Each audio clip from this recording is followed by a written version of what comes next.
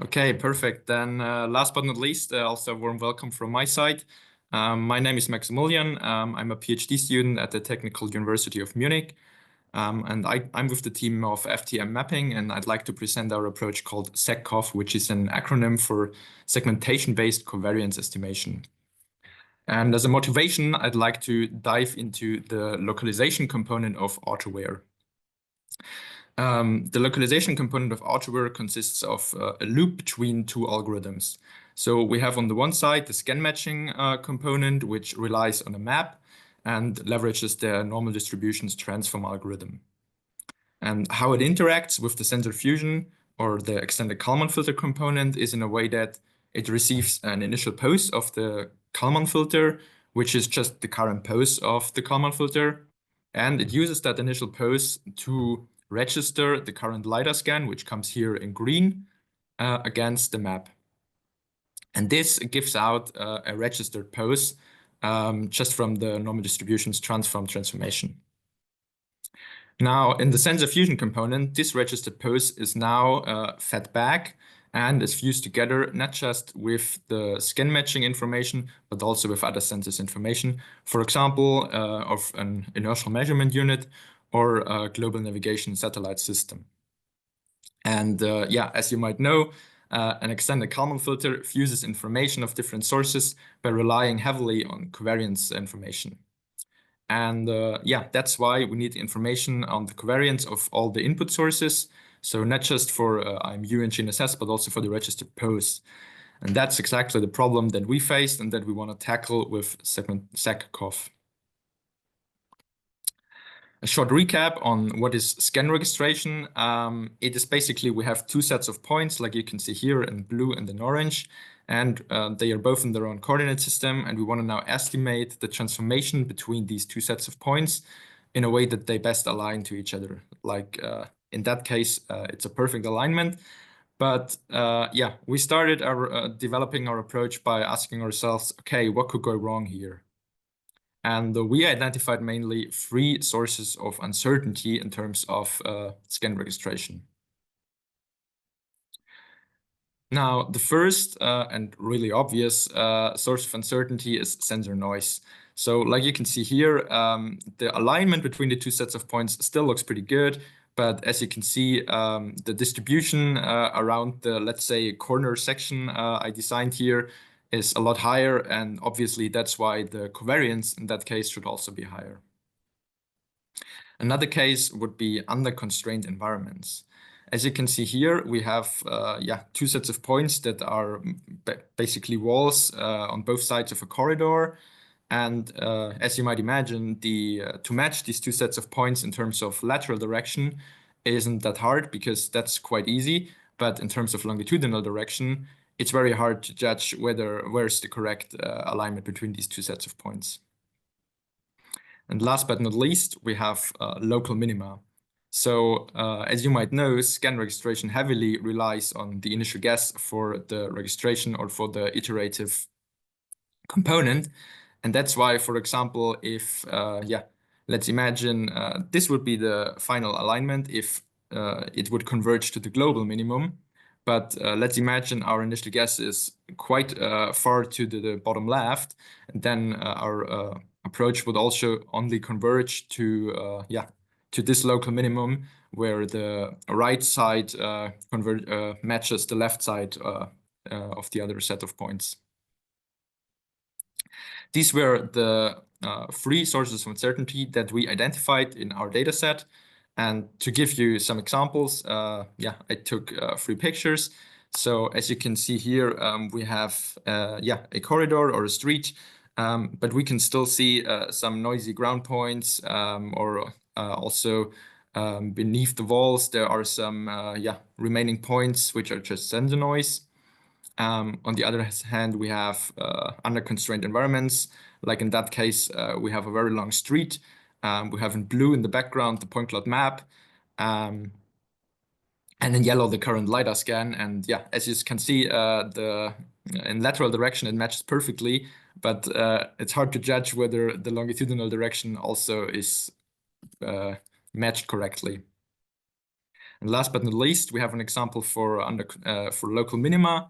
As you can see here, again, we blew the point cloud map, and we have that case with, let's say, 2 outer walls here, but it didn't converge correctly. So the right side of the red sets of points matches the left side of the blue point cloud map.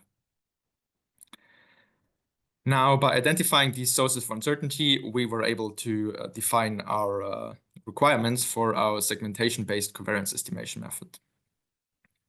First of all, we want to compute a 6 degrees of freedom covariance because we want to, in the end, estimate a 6 degree of freedom pose in our centrifusion.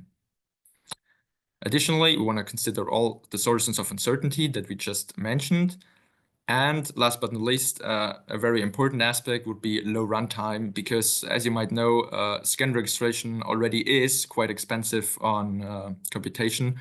And that's why we don't want to increase the delay for the centrifusion, because that increases the stability, decreases the stability of the whole localization.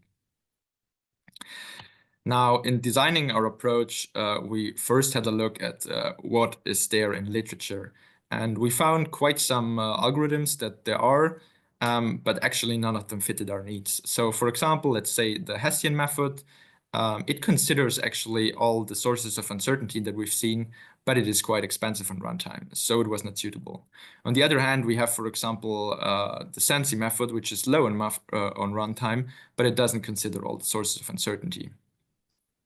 And that's why we developed our own method, which is called 𝐁𝐶𝐶, as I already said. And it exactly fits our needs, obviously, in the end.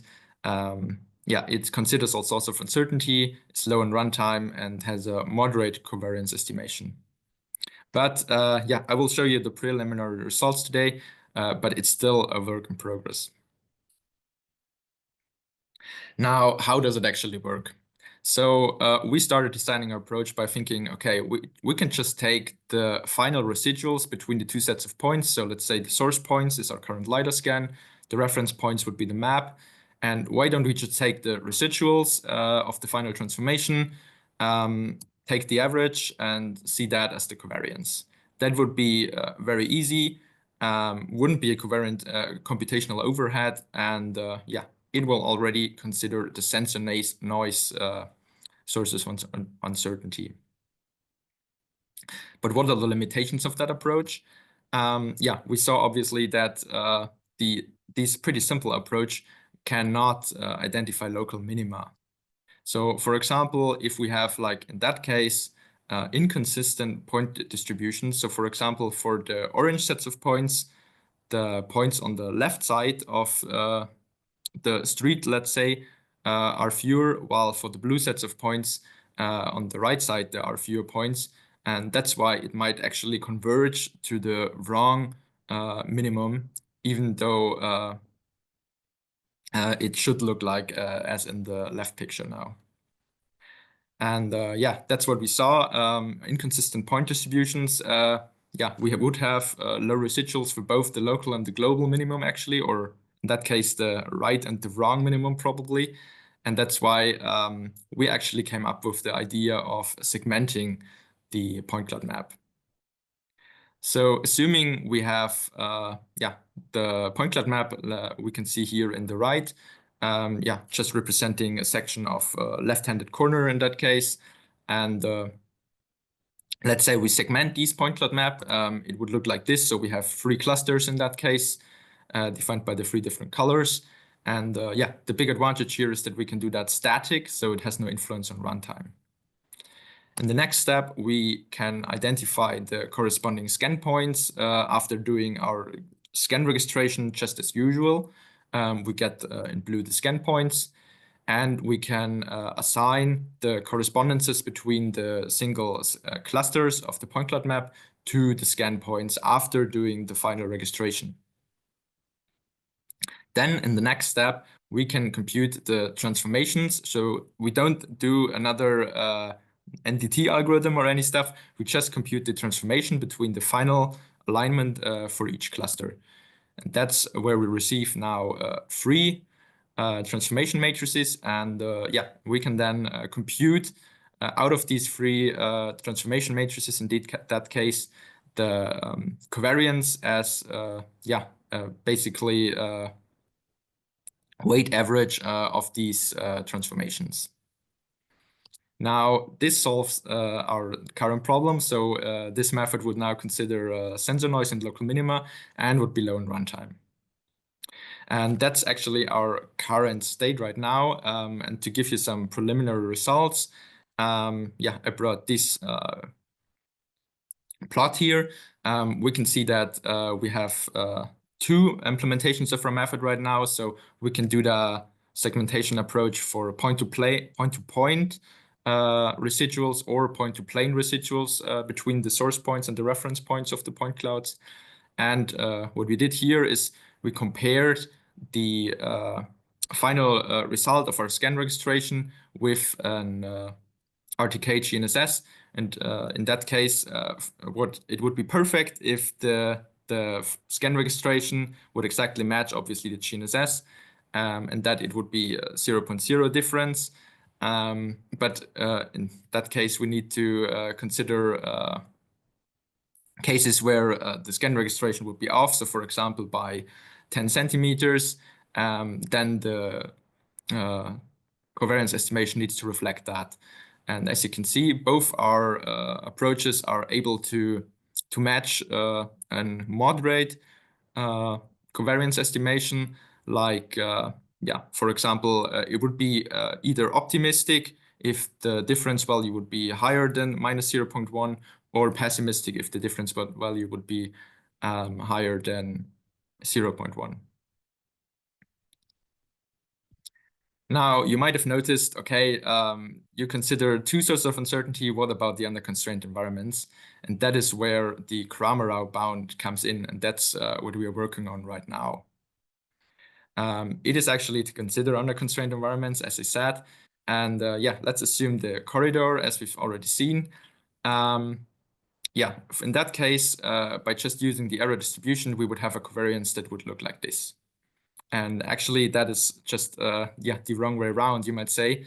And that's why we want to introduce Fisher's information matrix, which basically gives us, represents the amount of information that we have in different directions.